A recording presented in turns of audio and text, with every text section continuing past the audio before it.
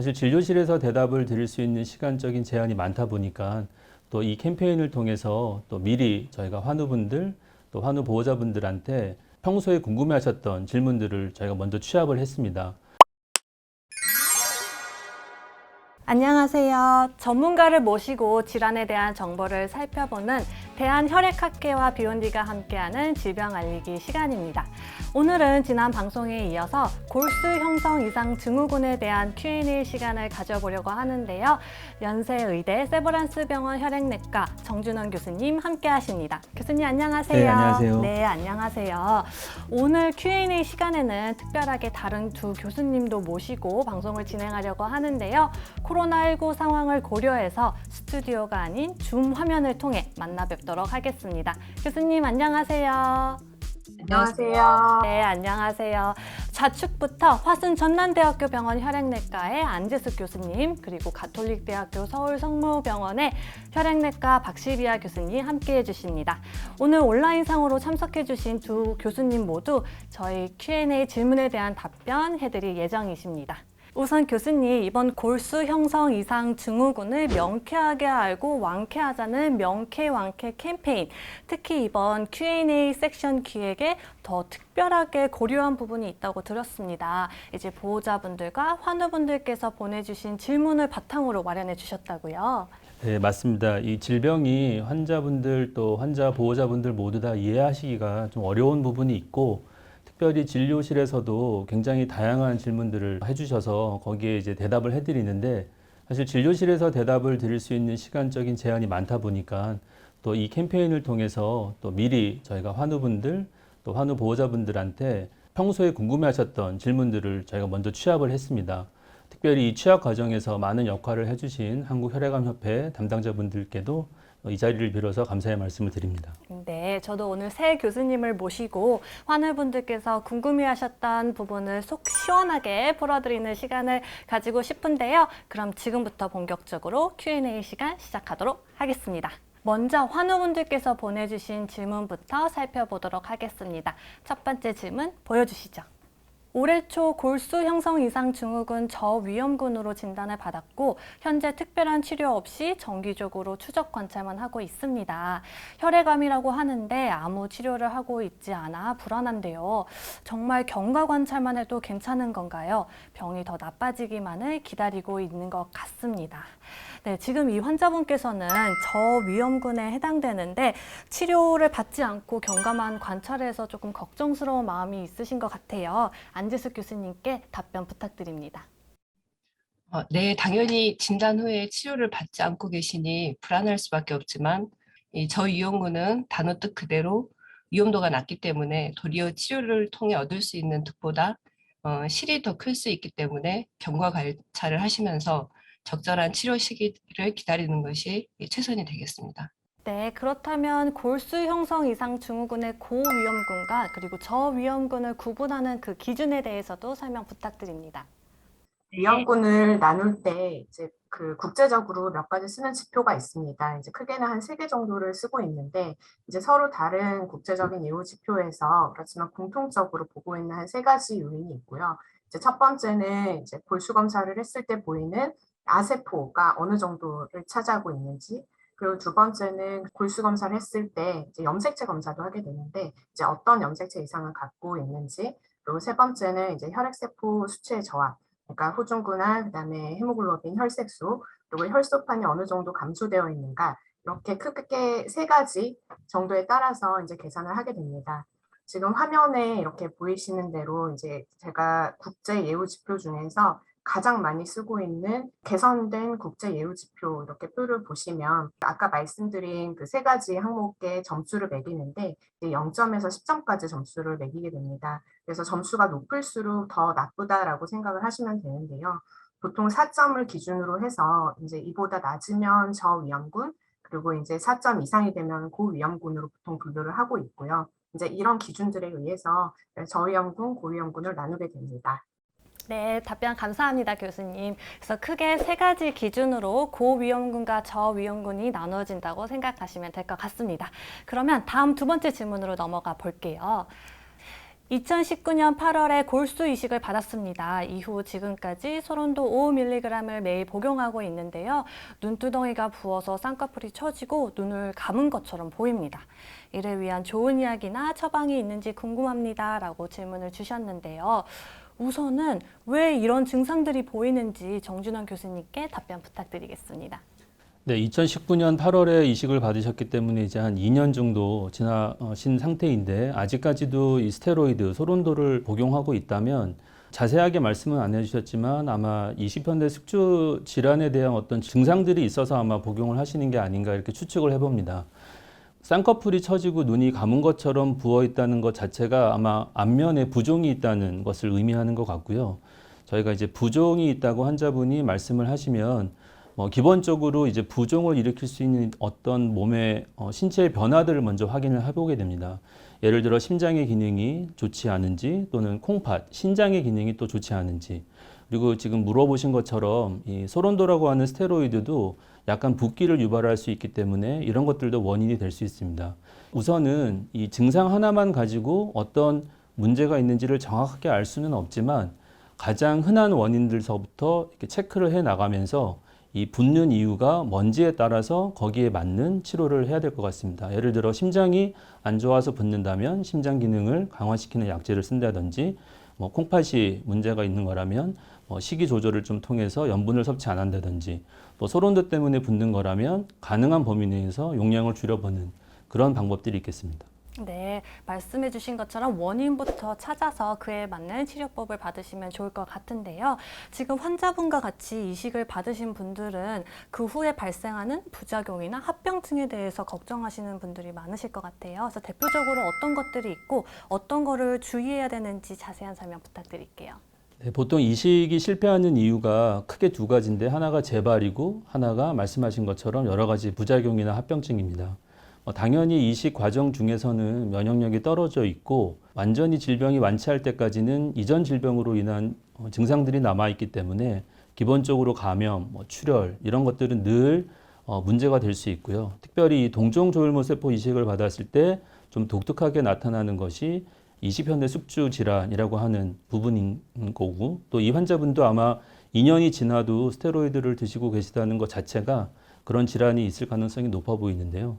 이 이식편 때 숙주 질환은 이식편이 곧 골수 조혈모세포를 기증하신 분이고 숙주가 환자를 의미하는데 건강한 사람으로부터 들어온 조혈모세포 거기서 만들어지는 여러 가지 면역세포들이 환자의 다양한 세포와 장기들을 공격하는 것이 바로 이식편대 숙주 질환입니다.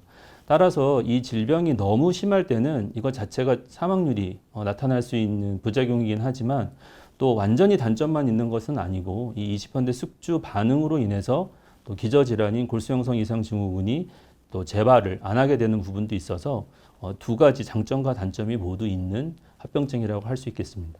만약에 이런 증상들이 고민이 되신다면 전문가 선생님을 찾아뵙고 더 상담을 받아보시면 좋을 것 같습니다. 그럼 이제는 세 번째 질문으로 넘어가 볼게요. 추적 관찰만 하는 분들도 있던데 병의 진행 속도가 어느 정도인지 염색체에 이상이 없다가도 시간이 지나면 문제가 생길 수 있는지 궁금합니다. 또한 현재 아세포가 0%인데 시간이 가면서 나빠질 수도 있을까요? 라고 질문을 주셨는데 안재숙 교수님께서 하나하나 자세한 답변 부탁드릴게요. 병의 진행 속도 역시 앞서 박시별 교수님께서 말씀해 주신 예후 예측 시스템상의 점수가 의미하는 위험도와 비례하게 됩니다. 즉 높은 점수를 보이시는 환자분은 진행 속도가 빠르다 하겠습니다.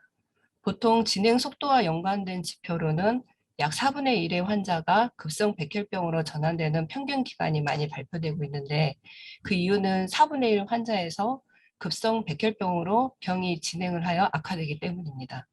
그래서 4분의 1의 환자가 급성 백혈병으로 전환되는 평균 기간은 낮은 유형군은 10년 이상, 높은 유형군은 1에서 2년이 채 안 되는 것으로 알려져 있습니다. 당연히 처음 진단 시에 염색체 이상이 없던 환자분들도 시간이 지나면서 추가 염색체 이상이 생길 수 있습니다. 골수내 아세포도 마찬가지이고 이러한 변화가 일어나는 것이 병이 진행하는 것을 의미하게 됩니다. 네, 우선은 점수 기준에 따라서 병의 진행 속도를 알아볼 수 있을 것 같은데요. 이번에는 다음 질문 살펴보도록 하겠습니다.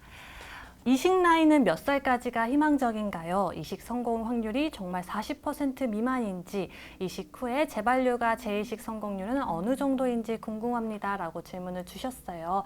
아무래도 골수 이식에 대한 질문이어서 많은 분들이 궁금해하실 것 같은데 박시비아 교수님께 답변 부탁드리겠습니다. 이식 나이가 이제 몇 살까지가 희망적인가? 이 부분에 대한 질문에 대해서 정확하게 이게 커트라인이 되는 나이를 제시할 수 있는 것은 아닙니다. 그렇지만 이제 이식이라는 치료는 굉장히 힘든 치료가 맞기 때문에 이제 이식할 때 나이가 아무래도 조금 더 적다면 이식 이후에 생기는 합병증이나 여러 가지 그런 부작용 측면에서도 조금 더 견딜 수 있는 그런 소인이 있기는 있지만, 그렇지만 이제 나이가 젊어도 내과적인 동반 질환이 많은 경우도 있고, 그리고 나이가 설사 조금 많다고 하더라도 굉장히 또 체력적으로 잘 버텨주시는 경우가 있기 때문에 이렇게 정확하게 무슨 커트라인이 되는 나이가 있는 것은 아닙니다. 그렇지만 일반적으로 이제 나이가 많을수록 앞서 말씀드렸다시피 이식 후 합병증이나 이제 여러 가지 부작용 쪽으로 이제 고생을 하실 수가 있기 때문에 이제 우리나라에서도 이제 이식을 보험 적용을 해주거나 이제 그 제도권 하에서 해줄 때 나이 기준을 갖고 있는데, 그렇게 정한 우리나라에서의 그런 행정적인 그 나이는 일단 70세입니다. 그래서 70세 미만까지 환자분들에 대해서는 제도권 하에서 보험 적용을 이제 가능하게 해서 이제 이식을 진행하고 있어서 저희가 보통 70세 이런 그 나이를 많이 말씀을 드리기는 하는데, 이게 꼭 절대적인 것은 아니어서 이제 간혹 70세 이상이 되는 환자분들도 내과적인 컨디션이 매우 양호하고 이제 견딜만하다고 판단이 되면은 많은 지원을 받지 못하는 그런 이식이라 할지라도 때로는 진행하기도 합니다.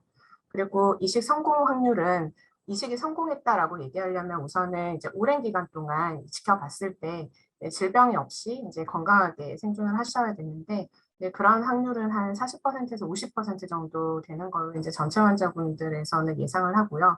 그렇지만 이제 진단받았을 때 병의 위험도가 어느 정도였는가, 그리고 이식하기 전에 또 병의 위험도가 이게 변할 수가 있는데 또 어느 정도였는가, 그리고 이식할 때 그런 나이가 어느 정도였는가 등에 따라서 굉장히 그것은 달라질 수가 있습니다. 그래서 아까 그 평균값 제시한 뭐 40%에서 50%에 비해서 그거를 평균으로 봤을 때, 예를 들어서 진단 시 또는 이식하기 전에 위험도가 굉장히 높았던 환자분 같은 경우는 그거의 그 평균값에 훨씬 이제 못 미치는 통계적인 수치가 나오고, 저위험군이거나 조금 더 위험도가 덜한 환자분들 같은 경우는 평균값보다도 훨씬 더 높은 성적을 보이기도 합니다.